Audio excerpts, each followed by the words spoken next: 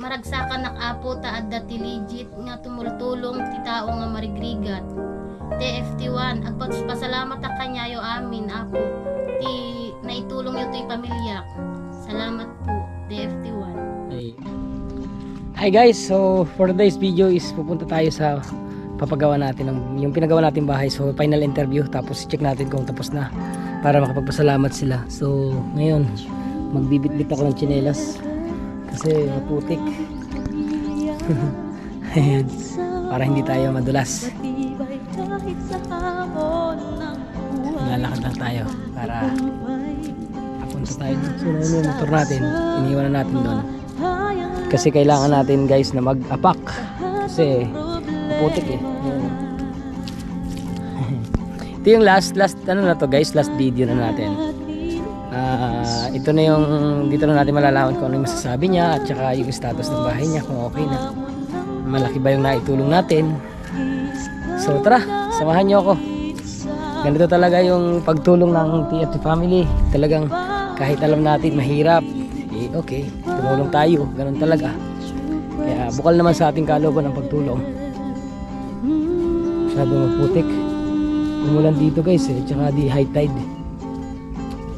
Hindi na ako nakapunta rito kanina kasi nga high tide, hindi ako makakadaan.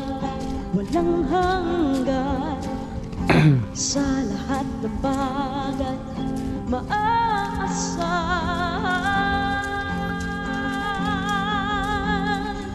Bayan natin ng pusong Pilipino ang tugon sa hamon ng panahon. Isigaw natin sa buong mundo. Iba ang galing, iba ang dating, true friends. Pagtibayan natin ang pusong Pilipino. Kasi medyo matigas na yung putik. Ang tugon sa hamon ng panahon.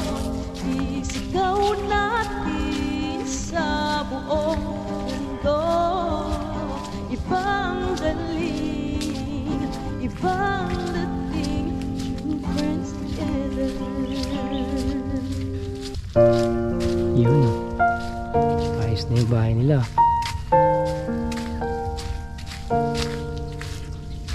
Hindi pa natapos.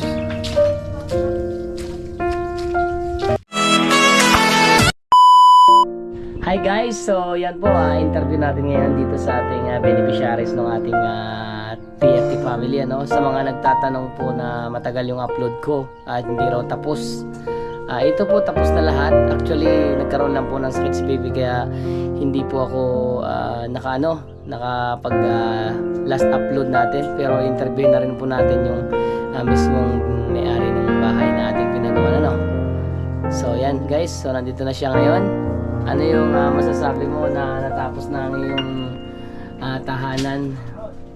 Ako po ay nagpapasalamat ng marami sa grupo po ng TFT na kami po ay natulungan, na napaayos na po ang aming bahay. Humihingi po ako sa Panginoong Diyos na sana po kayo ay laging good health, na para kayo po ay marami pang matulungang ibang tao tulad po namin. Diyos na po ang bahalang magbalik sa inyong kabutiang loob. At ang aming pong tahanan ay maayos na po. Makakatulog na po ng maayos ang aking mga anak sa tulong po ninyo.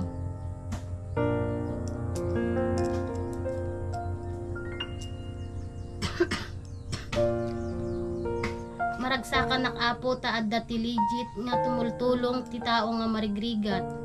TFT1 agpasalamat ta kanyayo amin apo ti naitulong yo ti pamilya. Salamat po TFT1. Ayun.